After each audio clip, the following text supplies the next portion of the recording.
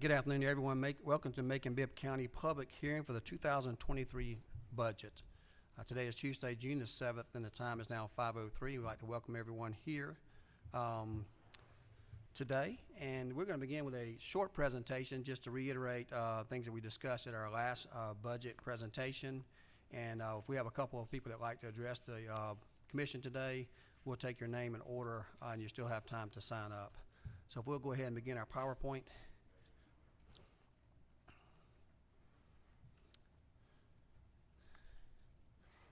Okay, a couple of things we want to remind you of. This is a proposed budget that the mayor presents each year, and this is an opportunity for the public to provide input.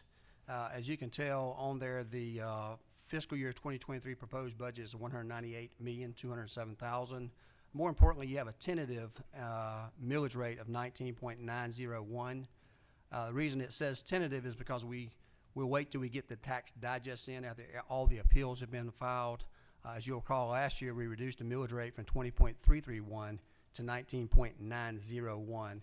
As I anticipation this year that millage rate will more than likely be reduced again after we get all the appeals in and the tax value. Also keep in mind that Macon-Bibb County has absolutely done, this government has nothing to do with tax value assessments. That's by the Bibb County Tax Assessor's Office pursuant to Georgia state law that they're required to do. All of you, like myself, have received tax valuations that some provide some sticker shock to myself, as well as many people across the whole United States because of the situation we have this year with inflation, but also with house sales in areas. So it's substantially affecting everyone. I know our neighbors as well. So we'll move on to the next slide. As you can tell by this graph, the majority of our income is spent, as it should be, in the public safety area. Some $85 million of our entire budget that you saw before is spent on public safety, and you can see the design all the way throughout that process of how your money is spent.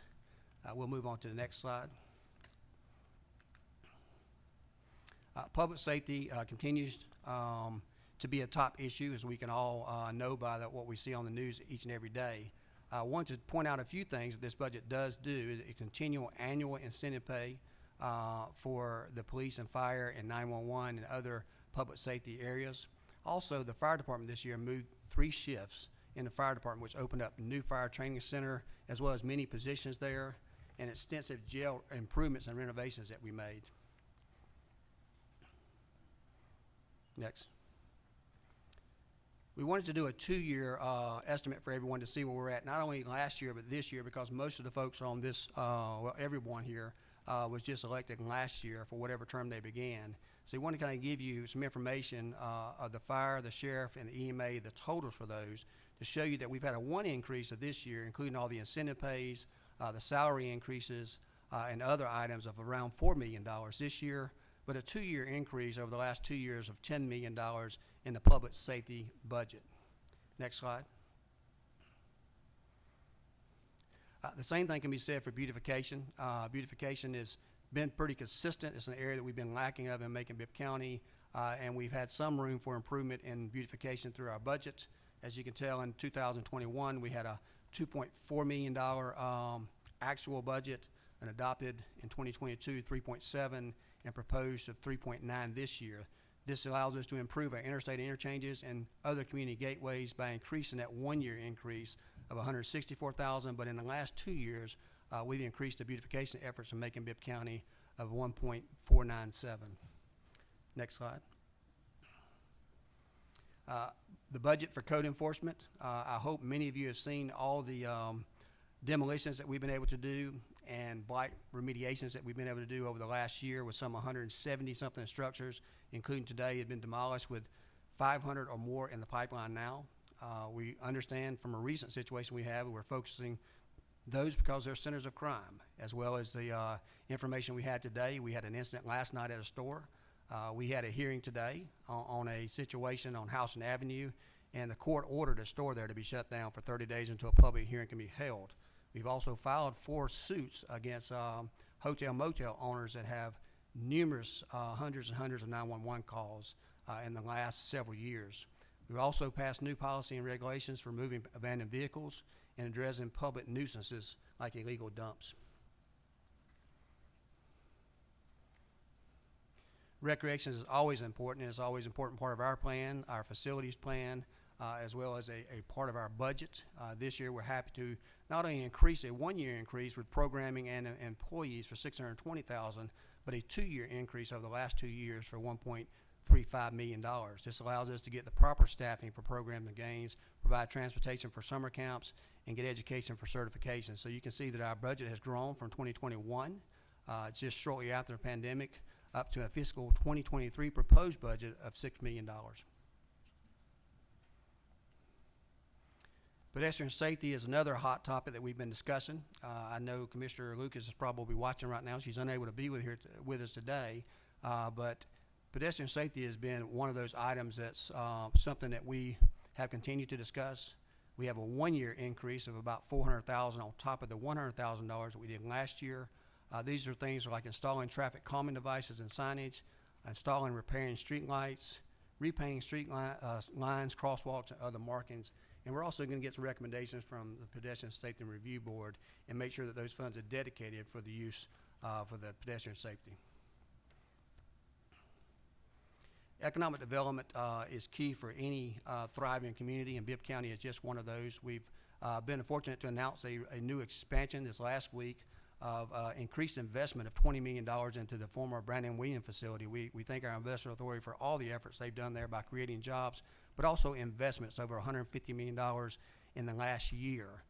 We started out on a good year here this year, and we expect several more to come in the next 30 to 60 days. These funds are used to attract, retain industry and business, create centers of activities for local small businesses to open, redevelopment areas through target incentive and revitalization efforts, and create opportunity for new well-paying jobs. As you can see, from 2021, we had an increase from 2.2 million, 2022 to 3.2, and this budget includes another increase of 6.1 for economic development total. Health and Community Services, we want to let you know that these two items are something that we're maxing out this year.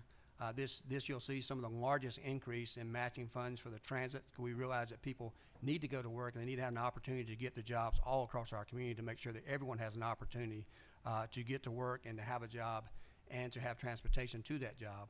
Therefore, you'll also see our Mayor's Literacy Council that has been formulated with ARP money, that this commission as well as the school system has done a combined collaborative effort to do that. We're excited about those possibilities. We'll be opening up at least one new library at the Macon-Bibb area, revitalizing another area, and perhaps even adding an additional area there so we can increase literacy in our community. You can see a one-year increase of $1.1 million and a total two-year increase of $1.371 million. This is a reminder of the timeline that we've have here for the budget. May the 17th, proposed 2023 budget was presented. This has been telegraphed. It's also been placed online, and the copies have been made available for those who want to. We have our public hearing today, and that's what we're here for today. And on June the 21st, we'll have a hearing at 6 o'clock for a final vote from the commission. You can find the information regarding that at the website posted above. So this gives us an opportunity now at this time for the community to provide input, questions that they want to pose. It's not for a back and forth with the community, but it's your time and your opportunity to present information to the commissioners and the mayor as a whole, and it's our opportunity to listen to you for that information. I've got our clerk, and she's going to bring forth the names, those who have asked and have signed up to speak regarding the 2023 budget.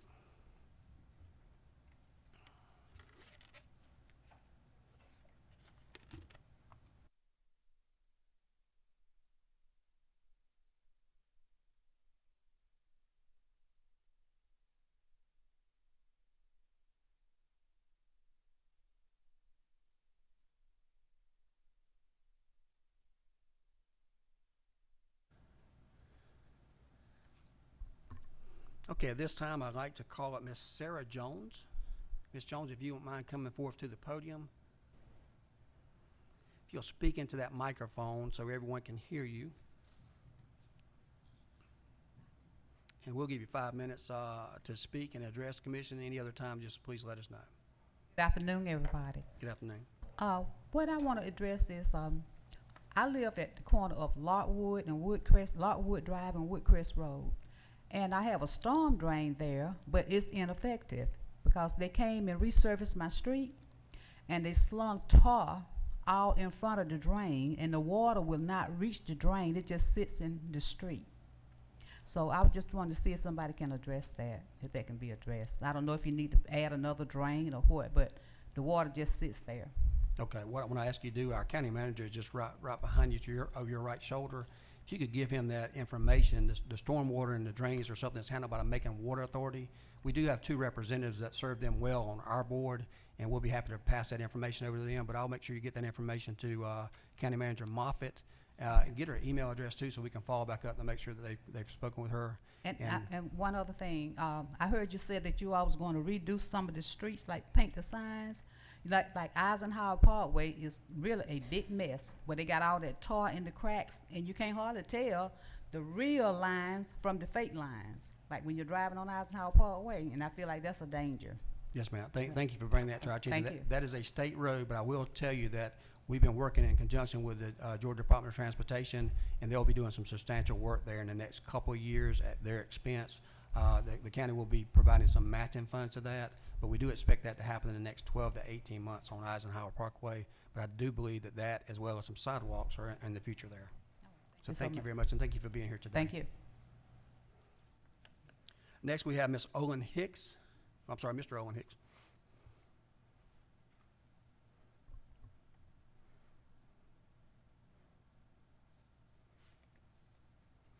Mr. Hicks, thank you for being here today, and I know I'm not sure, I'm sorry I called you a Mrs., but I've been communicating with you by email, I think on a couple occasions, and I appreciate you. We have been And I didn't know whether to call you sir or ma'am because I wasn't sure of that. That's so quite all right. I appreciate you being here today. This is the 2023 budget. I think most of your questions involve the millage rate and the consolidation stuff, but we'll hear whatever that's on your mind today, and areas of concern that you have about this budget, and be happy to address at a future meeting, but today we're here to hear from you. Well, I really got interested in this a few years ago when my taxes went up about 4-fold, and and I didn't really understand it. So I started digging in, trying to understand what all was going on. And so I get looking back, and I saw that, hey, we got a 14% increase this year. That's pretty large, it seems like to me. I'm not sure it's good or bad. But I go back and I look at when we consolidated the county, we were supposed to get a 20% reduction.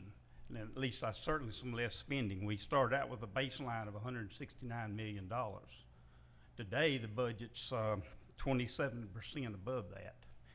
And that's not counting the 20% reduction we were supposed to get. We didn't achieve the 20% reduction. We got to 14% one year. And then at the end of 2018, we were supposed to be at $135 million. Well, the actual was $156 million that year. So if you look at the baseline of where we were at in 2018, in 5 years, we're at a 27% higher budget than we were once the consolidation was supposed to be completed. And again, I don't know if that's good or bad. I don't know if y'all have metrics to define that, but pretty alarming. Hopefully my budget didn't go up 14% in my household this year because my income didn't for sure. So that's my concern, my questions to ask folks, and keep digging in, trying to understand what's there.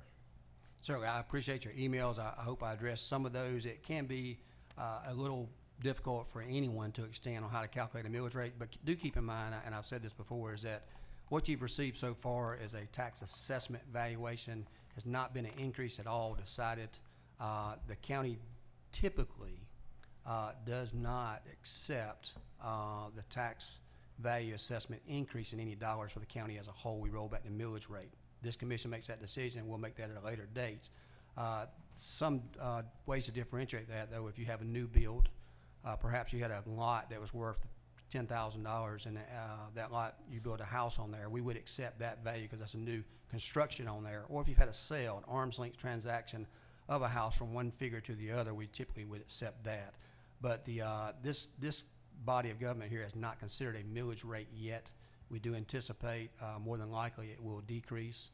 And we all know, beginning next year, we have a mandatory requirement of a decrease from the OLAS that was passed, which we believe will amount to a 35 to 40% reduction in the amount that someone would pay on their county taxes. So I'll be happy to talk offline on those questions I've answered for you already. I think a lot of those questions will be better directed at the tax assessor's office on those values, but keep in mind you do have a right to appeal, and anyone who questions their tax value increases needs to file an appeal. I would recommend that they file an appeal and go through that process so they know that. Unfortunately, like everyone else I mentioned in the outset, we have all seen substantial valuation increases, and typically means you made a good investment, but we also know that we've lived through some crises where we have a real estate a bubble that sometimes bursts, and it works both ways, going up and going down. So we have some uncertain times that we're dealing with because of things that we can't control as a body, but we are very mindful of that, and I'm sure this body of government and this commission will consider that when we get to the millage rate once we get the full digest in. So thank you for being here today. If you have any follow-up, feel free to reach out to me or any of the commissioners that you have, as well as the tax assessor. Can I just make two more points? You know, Yes, I think back in 2014 or so, our property tax was about 75 million, and now it's at 93 million. You know, and I'm a little concerned, where's the revenue coming from to raise this budget, to keep on this spending rate? It's from it's new construction for commercial, and downtown is a large part of it. So if you look at our budget, our industrial authority brings in a lot of money on new development. We've had a bunch of new companies come in, and that's the large part of that. Plus we have these pilot coming in, and the property downtown has increased substantially in values. And that's a large part of our tax digest too, thanks to the work that Newtown has done downtown Macon. So it's one of those things. I think after we look at next year under our OLAS and the work that we're going to do there, you'll see a substantial difference in a lot of places. But as we all know, costs have gone up too. Just like our employees costs have gone up. Small business employee costs are going up. And I don't know about you, but my food prices and my gasoline prices have gone up a lot in my household as well. So certainly mindful of all that, and we appreciate that, and we're looking forward to educating people in this transparent process.